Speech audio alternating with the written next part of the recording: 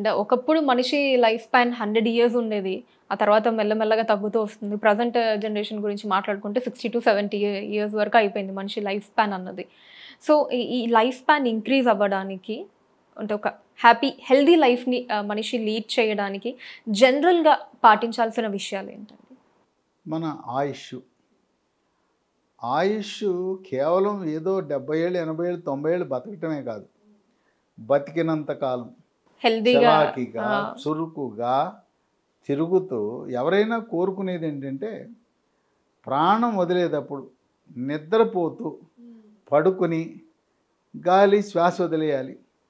రోగాలతో క్యాన్సరు, గుండె జబ్బు, ఊపిరితిత్తుల జబ్బులు, రకరకాల జబ్బులతో మంచం మీద పడకూడదు. మంచం మీద పడి కాలు చెయ్యి పని చేయక మలమూత్రాలు మంచం మీదే జరగటం, బెడ్ ప్యాన్లు పెట్టడం, దుర్భరమైన జీవితం కంటే కూడా ఆఖరి శ్వాస విడిచే వరకు చలాకీగా తిరుగుతూ పోవాలని ఎవరైనా కోరుకుంటారు. దీనికి మన యొక్క జీవన శైలి చాలా ముఖ్యం. ఎంత బిజీగా ఉన్నా ప్రతిరోజు ఒక గంట సమయాన్ని మన శరీరం కోసం, మన ఆరోగ్యం కోసం, బతికినంత కాలము ఆరోగ్యంగా ఉండటానికి యోగా, ప్రాణాయామము, ధ్యానము, వ్యాయామము, నడక, లేదా ఆటలు అలవాటు ఉన్నవాళ్ళు ఆటలాడటం, ఈత కొట్టడం, స్విమ్మింగ్ లాంటివి చేయటం ద్వారా శరీరానికి వ్యాయామం చాలా కీలకం. ఓకే. అట్లాగే అలవాట్లు. ఒకరిని చూసి ఒకరు స్కూల్ దశలో, కాలేజ్ దశలో చెడు అలవాట్ల వల్ల ఈ పొగాకు ఉత్పత్తులు, మద్యము వినియోగం వల్ల ఆయుష్ తగ్గటమే కాదు, తుది దశలో దుర్భరమైన జీవితం. బీడీ, సిగరెట్టు, చుట్టా, గుట్కా, పాన్ పరాగు, నస్యము, జర్దాకిళ్ళి వల్ల నోట్లో క్యాన్సరు, అన్నవాహికలో క్యాన్సరు, జీర్ణాశయంలో క్యాన్సరు. ఈ క్యాన్సర్ వచ్చిన తర్వాత రకరకాల చికిత్సలు ఉన్నాయి. పెద్ద ఆపరేషన్ చేస్తారు, కరెంటు పెడతారు, కీమోథెరపీ మందులు ఇస్తారు. ఈ క్యాన్సర్ వస్తే మనం భరించలేని పరిస్థితి. ఇక ఆ విధంగా మన అలవాట్లు ఈ కళ్ళు, సారా, బీరు, బ్రాందీ, విస్కీ తాగటం వల్ల కూడా వివిధ అవయవాలకు క్యాన్సర్లు వస్తాయి. అన్నవాహిక, జీర్ణాశయము, క్లోమ గ్రంథి, ఈ జబ్బులు మనం కొని తెచ్చుకున్న జబ్బులు.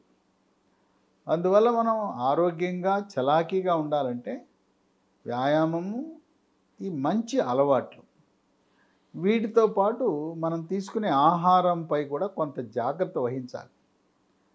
మనము ఎక్కువగా కొవ్వు పదార్థాలు తినకూడదు.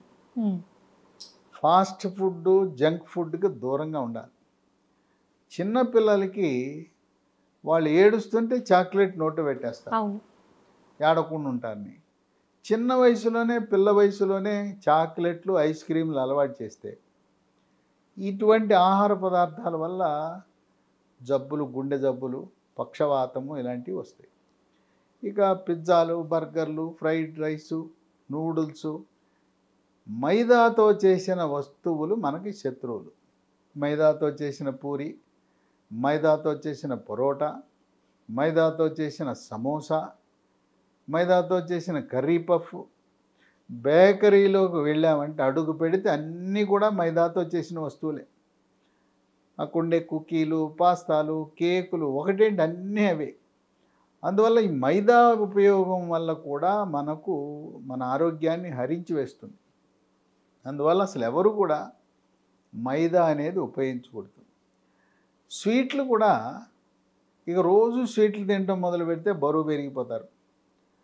తర్వాత రక్తంలో కొలెస్ట్రాలు, కొవ్వు శాతాన్ని నియంత్రించుకోవాలి. ఈ రక్తంలో కొవ్వు శాతం పెరగటం వల్ల హార్ట్ అటాకులు, గుండెపోటు, పక్షవాతము, ఈ తర్వాత రకరకాలుగా శరీర అవయవాలకు రక్త ప్రసరణ తగ్గుతుంది. కొన్ని మనం తినే నియమాలు, ఆహార నియమాల్లో ఆకుకూరలు, పచ్చి కూరగాయలు, సాలడ్లు, కీరా దోసకాయ, టమోటా, క్యారెట్, బీట్రూటు, బూడిద గుమ్మడికాయ రసం, ఇలాంటి పచ్చి కూరగాయలు, మొలకలు, పెసలు, శనగలు, బొబ్బర్లు లాంటి మొలకలు, డ్రై ఫ్రూట్స్, బాదం, పిస్తా, పల్లీలు, వేరుశనగ పప్పులు, జీడిపప్పు, కిస్మిస్, ఖర్జూరం, అంజీరా, ఆప్రికాట్ లాంటి డ్రై ఫ్రూట్స్ వాడటం. ఇట్లా మనకు ఇంకో సీజనల్ పండ్లు, ఏ సీజన్లో వచ్చే పండ్లు ఆ సీజన్లో తినాలి. వేసవి కాలంలో మామిడి పండ్లు వస్తాయి, శీతాకాలంలో సీతాఫలాలు వస్తాయి. వర్షాకాలంలో ఈ మధ్యకాలంలో మనకి తెలంగాణ రాష్ట్రంలో డ్రాగన్ పండు చాలా ఎక్కువగా పండిస్తున్నారు. రోజుకొక డ్రాగన్ పండు తింటే ఆరోగ్యం మనం సొంతం అవుతుంది. జీవించినంతకాలం హాయిగా, సుఖంగా, ఆనందంగా, ఉల్లాసంగా తిరుగుతూ చనిపోవాలని కోరుకుంటారు. కానీ మంచం మీద పడి తీసుకుని మందులు వాడుతూ లేదా ఒకరితో చేయించుకోవటం, నా వల్ల ఇంకొకరికి అసౌకర్యం కలగటం అనేది ఎవరు కూడా కోరుకోరు. కనుక మంచి ఆహారపు అలవాట్లు, నియమాలు, చెడు అలవాట్లకు దూరంగా ఉండటం వల్ల ఆయుష్ పెరగటమే కాదు, జీవించినంతకాలం సుఖంగా, సంతోషంగా, ఉత్సాహంగా, ఉల్లాసంగా మనం జీవితాన్ని గడపగలుగుతాం. Okay sir. అండ్ పిల్లల్లో ఎక్కువగా ఈ జలుబు, దగ్గు ఇలాంటివి రాకుండా ఉండాలంటే ఏం చేయాలి? పిల్లలకి తరచుగా గొంతు నొప్పి వస్తుంది, టాన్సిల్స్ ఉబ్బుతాయి, జ్వరము, దగ్గు, పడిశం, ముక్కు కారటం, గొంతు నొప్పి, గొంతు గరగర, ముక్కు దిబ్బడ, ముక్కు కారటం జరుగుతుంటుంది. మనం బాలింతగా ఉన్నప్పుడు ఎవరైతే తల్లి 6 నెలల పాటు శిశువుకి తల్లిపాలు ఇస్తుందో వాళ్ళకి రోగ నిరోధక శక్తి బాగా ఉంటుంది. 6 నెలల తర్వాత కూడా 2 సంవత్సరాల వరకు ఇవ్వచ్చు. 6వ నెల పూర్తవగానే తల్లిపాలతో పాటు ఘనాహారం కూడా ఇవ్వాలి. తల్లిపాలు ఇవ్వకుండా డబ్బా పాలతో గడిపేస్తారు, ఏదో కుంటి సాకు చెప్పి. అటువంటి పిల్లలకి రోగ నిరోధక శక్తి తగ్గి తరచు అనారోగ్యం బారిన పడతారు. తల్లిపాలు తాగేవారికి మరొక ఉపయోగం కూడా ఉంది, వాళ్ళ మేధో సంపత్తి బాగుంటుంది. వాళ్ళు మార్కులు కానీ, ర్యాంకులు కానీ, చదువుల్లో కానీ class first, school first, district first, వాళ్ళు కోరుకున్న సీట్లు, గవర్నమెంట్లో సీట్లు వచ్చే అవకాశం కూడా ఉంటుంది. కనుక తల్లిపాలు దాంట్లో యాంటీబాడీ అనే పదార్థాలు ఉండి అవి శిశువుకి రావటం ద్వారా వాళ్ళు అనారోగ్యం బారిన పడరు. తర్వాత పిల్లలు వర్షం వచ్చిందంటే వర్షానికి తడుస్తుంటారు. వాళ్ళు చాలామంది పిల్లలు ఈరోజు కూడా ఆటోలో వెళ్తుంటారు స్కూళ్ళకి. వర్షం వచ్చినప్పుడు ఆటోలో 15 మంది పిల్లలు ఎక్కిస్తారు, తడిసిపోతారు. లేదు స్కూల్ వదిలిన తర్వాత కూడా వర్షాన్ని లెక్క చేయకుండా గొడుగు పట్టుకెళ్ళరు, గొడుగు పట్టుకెళ్ళకుండా తడిసి వస్తారు. తడవటం వల్ల, తల తడవటం, బట్టలు తడవటం వల్ల వైరస్, ఫ్లూ జ్వరం వస్తుంది. ఇంటికాడ ఉన్నా కూడా వర్షం పడింది అనగానే ఇంట్లోంచి బయటకు వచ్చేసి ఇంటిపై నుంచి దారులు పడుతుంటే, వర్షపు దారులు, దాని కింద కాలు పెట్టడం, చేయి పెట్టడం, ఆడుకోవటం ఇలా చేస్తారు. ఈ వర్షానికి తడవటం వల్ల వైరస్లు ప్రభావితం చేసి వైరస్లు ప్రవేశించి తరచుగా గొంతు నొప్పి, దగ్గు, పడిశం వస్తాయి. పిల్లలు ఎత్తు పెరగటానికి, దేహదారుఢ్యానికి, రోగనిరోధక శక్తి పెరగటానికి వాళ్ళకి పాలు ఇవ్వాలి. పాలు ఉదయం ఒక పావు లీటరు, రాత్రి ఒక పావు లీటరు, రోజుకి 1/2 లీటర్ పాలు ఒక్కొక్క పిల్లవాడికి ఇస్తే ఎత్తు పెరుగుతారు, కండపుష్టి ఉంటుంది, పాల వల్ల రోగ నిరోధక శక్తి పెరుగుతుంది. అట్లాగే మొలకలు ఉన్నాయి, పెసలు, శనగలు, బొబ్బర్లు, అలసందలు, ఇవి నానబెట్టి మొలకలు పెడితే వాటిలో ఉండే మాంసకృతులు, విటమిన్లు, ఖనిజ లవణాల ప్రభావం వల్ల రోగ నిరోధక శక్తి పెరుగుతుంది. పిల్లలకు రోజు ఒక క్యారెట్ ఇవ్వాలి. ఒక క్యారెట్ తింటే దాంట్లో విటమిన్ ఏ ఉంటుంది. ఆ విటమిన్ ఏ రోగ నిరోధక శక్తిని పెంచుతుంది. అట్లాగే కమలా పండ్లు, బత్తాయి, పంపర పనస, నిమ్మకాయ అంటే చాలామంది పడిశం పడుతుంది అంటారు, పడిశం పట్టదు. పిల్లలు కూడా నిమ్మకాయని అన్నంలో పిండుకోవటము, చారులో పిండుకోవటము, కూరలో పిండుకోవటము, లేదు గోరువెచ్చని నీళ్ళలో నిమ్మకాయ తేనె 2 కలిపి పిండుకుని అది తాగొచ్చు. ఈ సిట్రస్ జాతి పండ్లలో విటమిన్ సి ఉంటుంది. అవి శ్రీరామ రక్ష. కనుక రోగ నిరోధక శక్తిని మనము పెంచుకోవటం ద్వారా ఇటువంటి అనారోగ్యం బారిన పడకుండా సులువుగా చూసుకోవచ్చు.